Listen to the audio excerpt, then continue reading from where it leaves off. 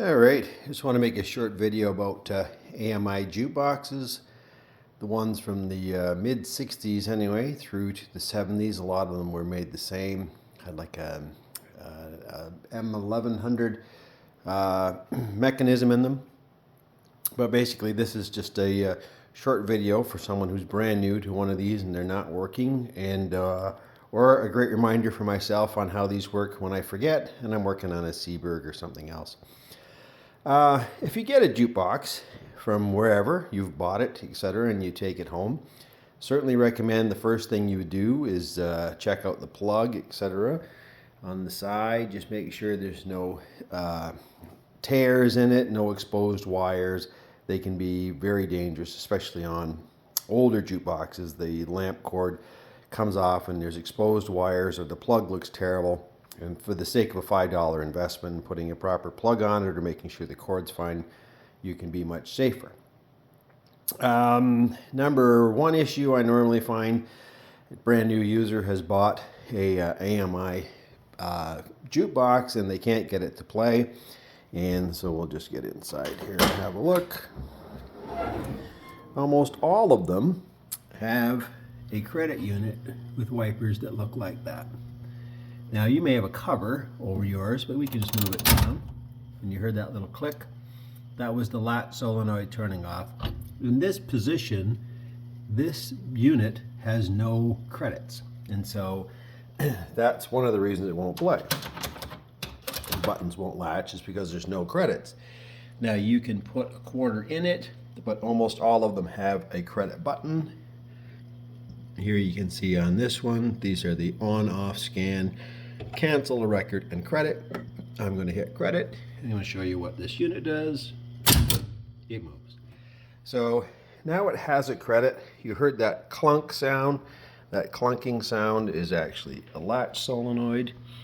And if we turn this backward, that's the latch solenoid. You're hearing engaging, off, on. I'm just using the on-off switch there to do that. So when the latch solenoid is engaged, now the keyboard will work. So that's normally the first step, is to get a credit established on the machine. The next most common thing is people will select a record and the search unit, which is down there. We'll just go around and around and around in circles. So let me just open this with one hand.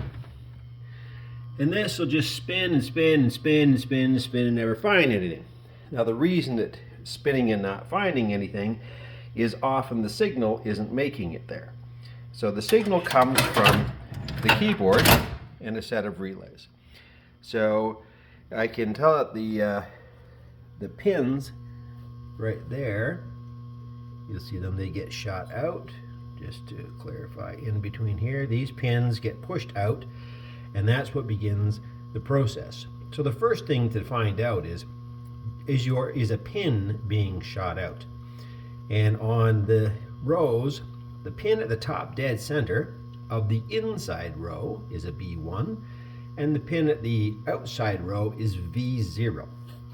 And that's quite helpful, because in order for a AMI jukebox to select a record, all of these buttons have to work. Meaning if you select A, the connection has to make it all the way through here to send the A. Same as here, you select 1, it has to make it all the way through to send it down there. And that is controlled by the keyboard. I'm going to pop this open again. And again, the cover is off of this. So you can see in here, this is the keyboard, and you have to have continuity all the way through it from every single button. So one of the reasons that an AMI jukebox won't play is these keys, there is some dirt. So you can spray contact cleaner there, work them back and forth, and try to clean all that out. Of course, you have it unplugged at the time. You don't want to add anything. That's number one reason. Possible, this is a keyboard cable here. It could be off or misaligned. That's unlikely. This board here could be filthy. It normally has a plastic cover over it. And if that board is dirty and there's instructions how to do it, if I tip over, you can see down in there, it's not very easy to see, but there's a set of wipers on the back of that board also. that could be dirty. And that is quite often one of the reasons that it just spins around, around, and around, and around. So if you clean the keyboard and you clean the search unit, that will help a great deal. If none of that is working, then you may want to consider also cleaning some of the relays. So there are relays here. This is relay number 1 and relay number 5. You'll find them in your manual. And they engage and perform various things. I just happen to know that relay number 5 drives that search unit, see? As you gently press down on it, that's what drives that search unit. This relay 1 helps establish a credit and is a holding pattern.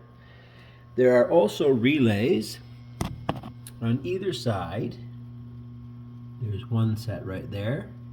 That is Sprague relay 1, and naturally on the other side is Sprague relay 2. Those relays can also be dirty and they can be cleaned if you're not getting it. When a record is selected, the Sprague, when this turns, when the connection is made, it'll stop it for the letter and then stop it for the number, so it can punch that pin out. And so if those relays are dirty, then you'll find selection problems. And of course, because there's a never-ending array of relays in the electromechanical, down here is relay 2, R2. And that one could also be dirty, much less likely because it's in its own covered case, but you can pull it apart, clean it with contact cleaner, and put it back together. So, basics of it spinning and spinning and spinning and spinning and spinning. Now I have taken the cover off that goes underneath here. It has these 3 screws. This you can just come straight up and off. And you take the 2 screws off and the one that's out here. Lift that out so you can see this mechanism in here. And so like I said, the easiest record for this to select is V0 because it doesn't have to go through all of the keys to get there, and it's the easiest one to test. So V0, if we press V0, snap. Now you see, it's very hard to see there, but that pin came out, it caught, and now the record's going to play. So after the record does play, we'll just cancel this so we don't get the YouTube folks losing their mind. You'll see that it has also gone back in there and pushed it back in and canceled it, so it moved in. So that was for the outside row, so you can confirm that the outside row is working. If you want to see the top row, that's record B1, and you can see it hit and dropped and played. So that's the basics of it. When this here in the search closes and makes a contact, that's what starts the process of stopping the whole thing from moving. Also of note on the rows, if you're having problems with play, you can turn this spindle here. It takes an Allen key in the end and it will turn. Now that is surrounded by micro switches, and those micro switches control various things like the movement of the arm, etc. And there's the sheet that's in the bottom. I'll try to get it down here so you can have a bit of a poke. That tells you what each one is running. If yours is trying to play and for some reason the gripper arm just stops in the middle and doesn't do its thing, then I just happen to know it's number 3 that's usually responsible for that, and it'll have to be aligned. And so that information you can find in the manual. And on occasion, the detent, which is that underneath there, is not that little micro switch beside it. It's misaligned, and so this isn't coming in. Now this detent causes it to spin. So if we can get our mitts in there, and I'm just pulling it in manually, and that's what causes the motor to spin in the back, is that detent. And when the motor hits the right spot, one of these cams causes that to stop so that the whole mechanism stops when it's playing. So that's really the basics of what gets one of these things to play. Other things of note is the tone arm is mounted backwards. The needle on these is pretty straightforward. You just pull it straight out, push it straight in if you want one. If you're having sound problems, lots of times the wires on the end, sorry that's not crystal clear, but the wires on the end are touching or they're not aligned properly. Very common problem on these. If you don't have a record there because you have a blank spot and then it doesn't automatically eject, that's because this screw here on my thumb is not making contact with that plate down there. You see I've cleaned that up. And that happens if there's no record there, then it'll automatically go ahead and eject it, which when you're doing testing, etc., comes in quite handy as you're going through. Other than that, there isn't a whole lot I can tell you. These luckily come apart reasonably easily. You just have to pull this cable off.